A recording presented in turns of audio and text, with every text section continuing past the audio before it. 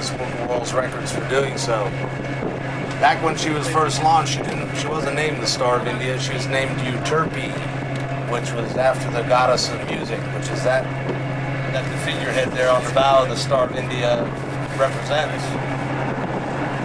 Right behind her, you have the HMS Surprise, which was in the movie Master and Commander with Russell Crowe. And right behind her, you have a Russian B-39 Foxtrot class submarine that was commissioned in '74.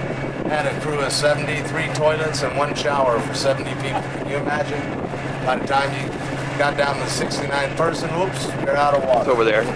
Big, large white vessel there, that's the Berkeley that was used to ferry people from Oakland to San Francisco.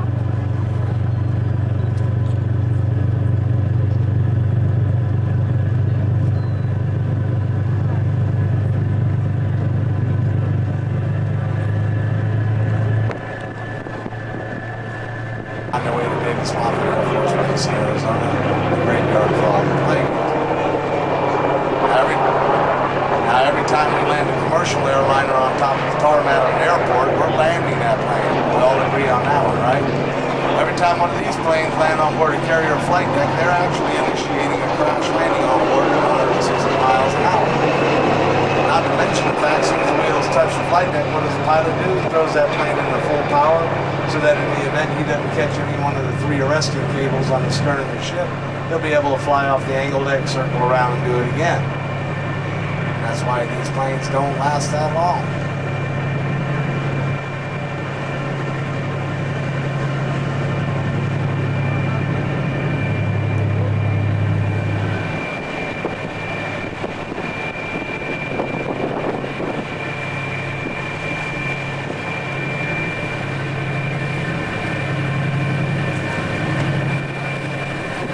They're a very valuable asset to have. They can be equipped to hunt submarines, launch Hellfire missiles, torpedoes, do seek and search and rescue missions, and deliver our Navy SEAL commandos in wherever they may need to go. All our naval helicopter pilots are trained right here at North Island Naval Air Station. What they're getting ready for over there is the races this weekend. All the vintage cars are going to be racing over here on the tarmac on the right side. If you care to go watch those vintage car races, you can do that.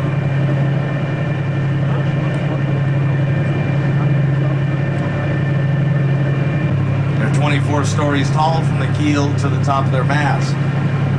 They have 4.5 acres of flight deck up there, which is enough room to have 3 NFL football games and still have 100 feet left over for the cheerleaders. They serve over 18,600 meals a day, and I'm not talking about little plates either. You can go back as many times as you like. We'll propel these 98,000 gross ton ships to 37 plus knots. They can go 23 years on a tank of fuel. The Nimitz was commissioned in '75, received her first nuclear refueling in 1998. That means she went 23 years before she had to get nuclear refuel, at a savings to us taxpayers of 11 billion barrels of oil over a 23-year period. They have 70 attack and fighter aircraft. They have 4 deck elevators to bring the planes from the hangar bay up to the top of the flight deck. They have 4 catapults, 2 on the bow, 2 on the angle deck, and 3 arresting cables on the stern of the ship. They also have a jet lab there, and that's where that yellow line is that runs down the center of the flight deck. That big square opening there is where the jet lab is at, where they can do all the repair work and maintenance of all the jet engines, and also change them out of the aircraft if needed. There's 4 decks below the waterline there. You can't even see, approximately 4 stories or 40 feet.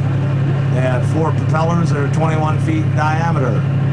Two nuclear reactors, they can propel those ships at 37 knots through the water. That's moving quite along there for a ship that size. They have 70 attack and fighter aircraft, and they have a crew of approximately 6,000, of which 1,500 are females, and they work in various occupations from the reactor rooms all the way up to the flight deck. They do have their own zip code because they are their own floating cities. They process over 1 million pounds of mail a year. They also produce 400,000 gallons of fresh water every day, which is enough to supply 2,000 homes here in San Diego with fresh water on a daily basis. Not to mention the fact that if we were to lose city lights here in San Diego, they can plug in their electrical system on board that carrier and keep our city lit up. They actually have on board those carriers. The very last of the Nimitz-class carriers to enter the fleet would be the George W. Bush Sr., and that will come into the fleet in latter 2008. That will end the era of the Nimitz aircraft carriers. There'll be no more than built. They already have a new one on the drawing board, though. It's called the X-21 class, and it'll have 3 times the electrical generating power that these Nimitz-class carriers have, and it'll be called the Thomas Jefferson, and it'll enter the fleet in 2014.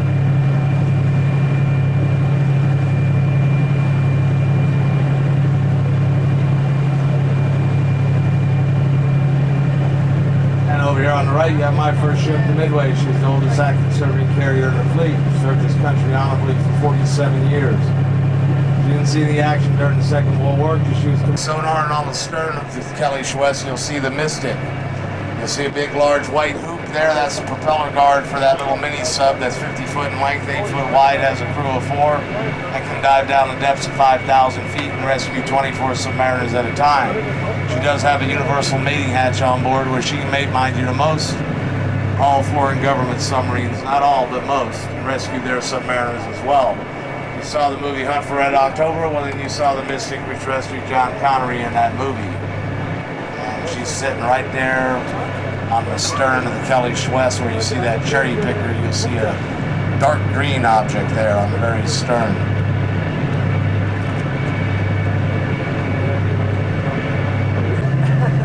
Which is the main thoroughfare through Coronado City and the only one which has street lights. It's neatly lined with palm trees all the way down the median of the road. You start out right there at the beginning of Orange Avenue, you take a 2-mile truck and you'll wind up at the Hotel Dell, which was the first hotel west of the Mason-Dixie line to have electricity. It's no other than Thomas Edison. If you're here in town without a car, you might want to call up 235 Taxi if you care to go over to Hotel Dell.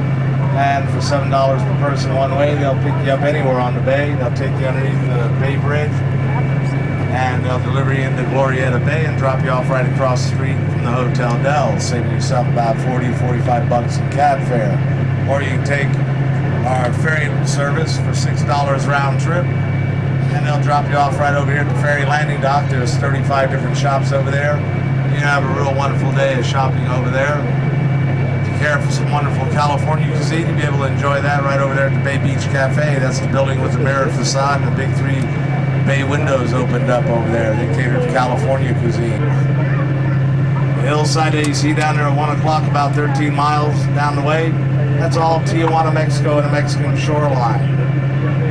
The only thing that you'll find down at the very end of the harbor down there is the salt flats, and that's where you got a lot of your table salt from.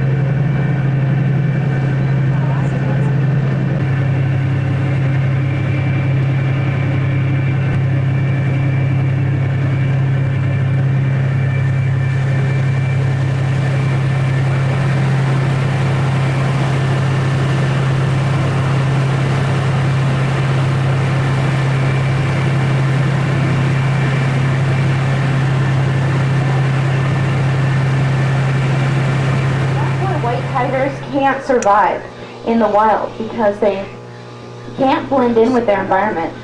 However, it's really funny because an orange tiger will often lay in the green grass to camouflage. Well, that doesn't make much sense, does it? We can spot that tiger pretty well. Well, that's because cats have a restricted color range. They can't really see the color orange or green very well. Lots of orange coloration. As we pull into our field enclosures, you'll know their number one predator is a cat. We're moving into Central Asia right now, where the number one predator is a tiger. So you will see animals that have a lot of orange in their coat. Look at the pair David's deer right off to the right-hand side. Now you can definitely tell the difference between the males and the females, right? The males have a great set of antlers. Now why do they have a great set of antlers? What do the antlers do? Well, that's probably the male that's running around from all the girls. Notice they have a darker coloration than the Przewalski wild horses. They come from Tibet. It's a lot cooler there, so they can have a nice dark coat. Alright, let's look at these rhinos off to the right-hand side. These are Indian rhinos, also known as greater one-horn rhinos. I'm going to go ahead and pull up right here and we'll stop the train. The Photo Caravan is an additional program that we have here at the park where you can actually get right down into the back of that truck and go down into the field enclosures to get an up-close view of the animals. Look how close they are to that rhino. They actually are giving the opportunity to feed that rhino. The rhinos are very fond of the Photo Caravan trucks because they have buckets of apples. That is the rhino's favorite treat. So the rhinos often will come right up to that Photo Caravan looking for scratches and apples. Now they are priced for the Photo Caravan, but we have tours that range from an hour and 15 minutes all the way up to 3 hours and 30 minutes. Actually the 53rd baby rhino that we've had born here at the Wild Animal Park. Used to the sound of the train going by and the voice of the driver, as most of our rhinos are. Look at that little baby, just born a couple days ago. Resting with mom. That is a perfect view. They actually haven't had that great of a view for a couple days. Look at those big ears. Rhinos don't have a good sense of eyesight. Oh, there's the other baby. Alright, the other baby's standing up. Now remember to use a quiet voice. Another little baby. I actually have not seen this one yet. This one was born on September 31st. Look at him looking at the train as we go by. Now he's actually not looking at the train because they don't have a good sense of eyesight. I think he's smelling and listening to the train as we go by. So let me point out that you guys are doing awesome. You're being very quiet, which means I can continue to go very, very slow. Or there's going to be a feeder off to the right-hand side where you'll see one of our other younger babies. This baby is about a year and a half old though. Up at the feeder with mom. Is that baby just not the cutest thing you've ever seen? 2 little baby rhinos. Now that's number 50, Dash of rhinos. That's what rhinos are called when they're in big groups. I think that's because they don't see very well, so if they're walking along and somebody stops, they just crash at that. But still, they're called a crash of rhinos. And you can see those big ears on those guys. I mentioned they don't have a good sense of eyesight because in the wild, these guys move in tall elephant grass. It's about 20 feet tall. So they don't have a good sense of eyesight, but to make up for lack of eyesight, they have a great sense of hearing, hence those big ears, and a great sense of smell, so you have really big nostrils. Now up on the pile of dirt there, that's a roon. That's one of our big, older males. He's actually sired 15 babies. And just below that is a group of females.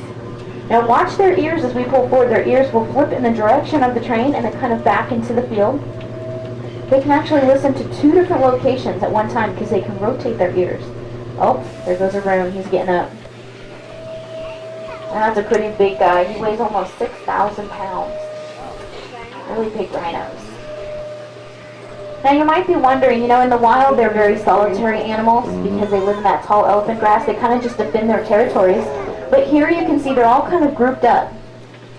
Well, they actually are hanging out together here because we have 5 generations of rhinos. So many of them are family.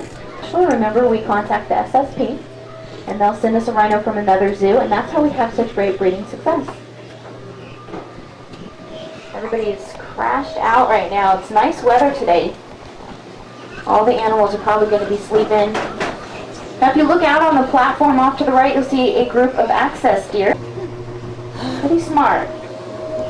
It's what you got to do to survive out in the wild. Now we are getting ready to leave Asia altogether, moving into Africa. On the other side of the hill there you'll see some Uganda cod. Everybody's just hanging out, sleeping. But you're going to get your head in this boma. Now remember, these bomas are areas where we put animals when they're new to the park, leaving the park, hurt, injured, pregnant, or having a behavioral problem. Well, that there is Chuck, and he's in timeout. That's right, we got in a new southern white rhino, a female named Sweet Pea, and Chuck was a little too interested, following her around, trying to mate. Now we are a breeding facility, but we got to keep it under control, so that little ladies' man is in there for a couple more days before he's paroled. Now he's eating right now, but whenever Chuck is not eating, he's over by that window, just waiting for those females to pass so he can get a whiff first or listen to them. And the girls are always over there teasing him too. So their tails in the back. Look how everybody's looking right at the rear end of the one in front of them.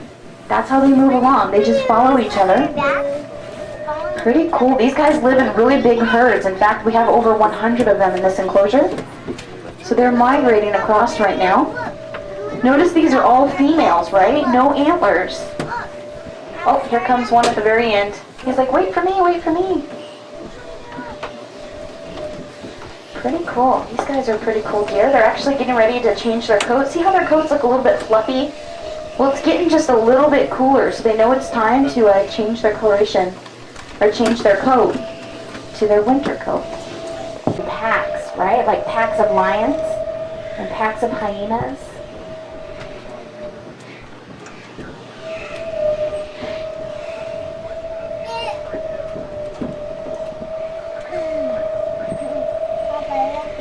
Alrighty, so you can see that those rhinos are laying down there. Now they have great big heads, really, really big heads there. And that's because these rhinos are true grazers. Now they spend a lot of time eating grass, lots and lots of grass. If you weigh 6,000 pounds and all you eat is grass, you've got to eat a whole lot of grass, right? So they have these great big heads that are shaped in a downward fashion. That's an adaptation, so they can just move their heads back and forth all day long and eat grass. It's kind of like a lawnmower. We don't do a whole lot of mowing out here. Now also, these guys also don't have a good sense of eyesight, so you can see they have big nostrils and great big ears. But it's not because they live in tall elephant grass, it's because their heads are shaped in that downward fashion. So they don't raise their heads very often, as their heads weigh about 1/3 of their total body weight. Really, really big, heavy head there. Now real quick, back into North Africa, we're going to pull forward just a little bit for the hill here up by the train. And some more Roosevelt's gazelles and a couple of Thompson's gazelles actually fighting over the feeder off to the right-hand side. Now giraffe are very tall animals. In fact, they are the tallest animals on the planet. Why is that? Well, they want to be able to reach the protein-rich leaves at the very tops of the trees. No other animals can reach their food, so it's really cool because they get free food all the time. Not a lot of other animals can eat their food, maybe a couple birds, but that's about it. But you know, it's not that great having those big, long legs because it's kind of hard to move around. What happens if you are a giraffe is that it's really... Now what's the difference between monkeys and apes? Look at the monkeys off to the right-hand side. You see that?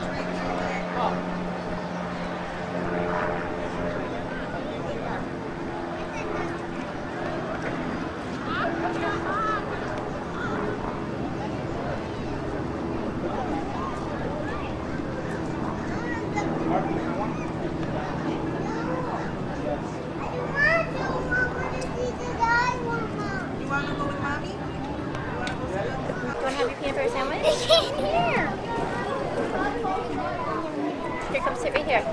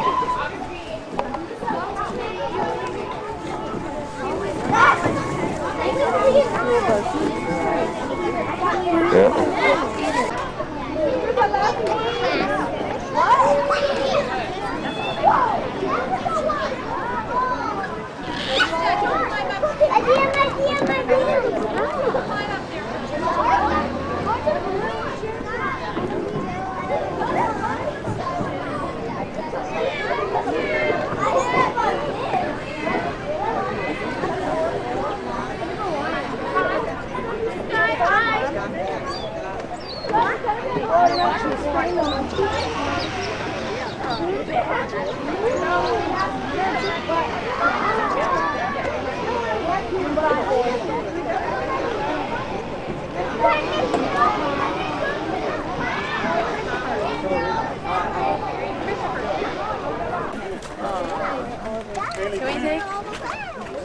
we take a picture of the giraffe? And then if someone's taking a picture of you, you guys can all come.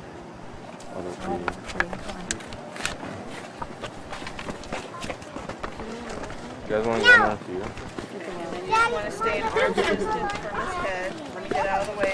Yeah, are you going to take a picture?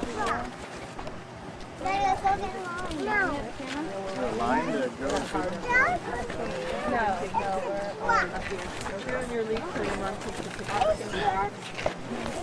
Yes, Daddy. No. No. You say no.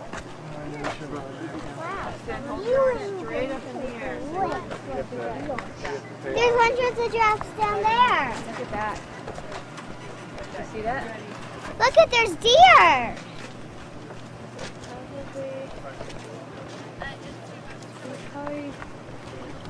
No. You see? Look. There's deer. Yep. Maybe some action. Do you guys have anyone taking pictures? Come on, Daddy. Let's go. You can come in if you'd like. Is that cool? You want someone to hold your water bottle? Because you really don't want to. Daddy, come on. Let's go get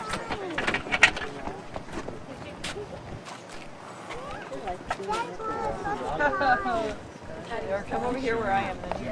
Daddy, let's go get mine for it. No. See if Mason wants to.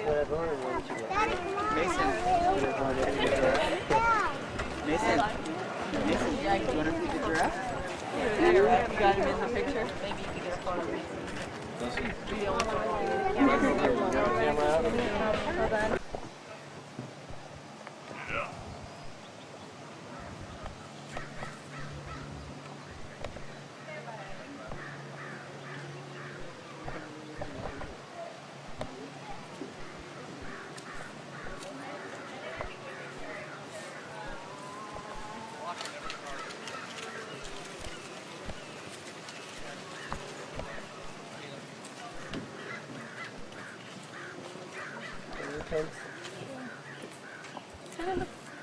How many chickens can we? Huh? That's what I thought at first.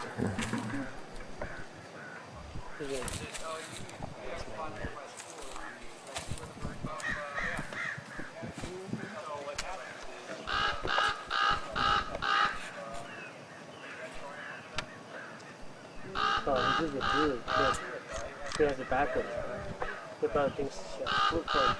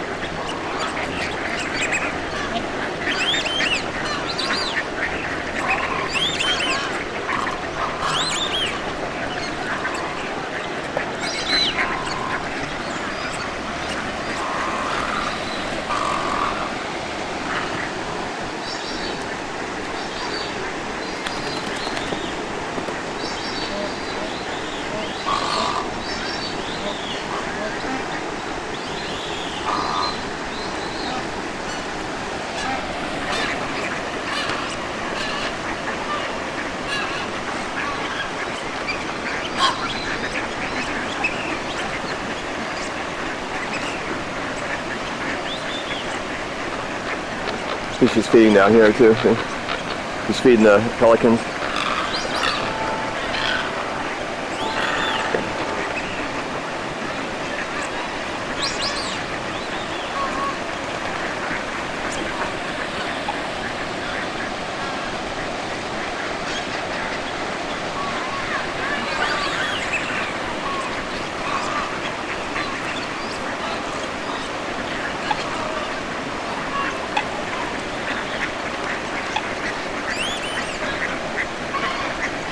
You see her feeding the fish to the pelicans? Yeah, yeah.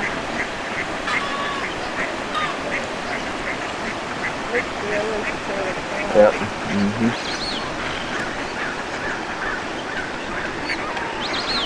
These things are huge.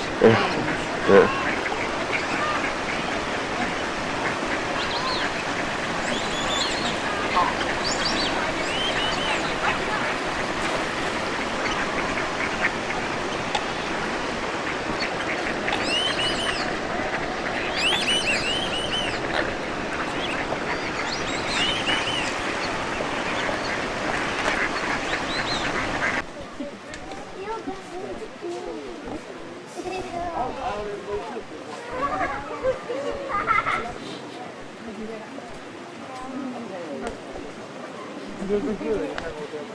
Where are you peeing, Abe?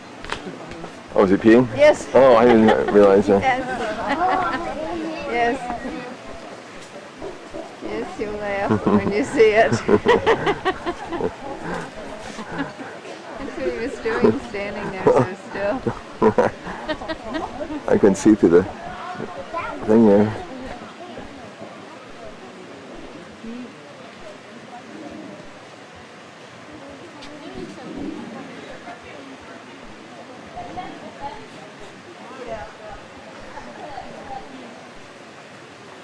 It's down further. Yeah.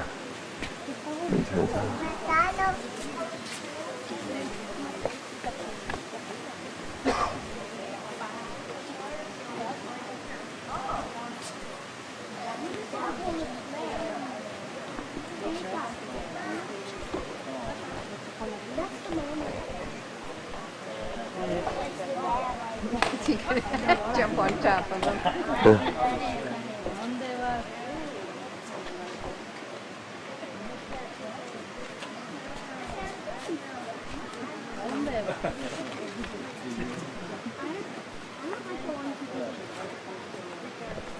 Oh, it was going out of the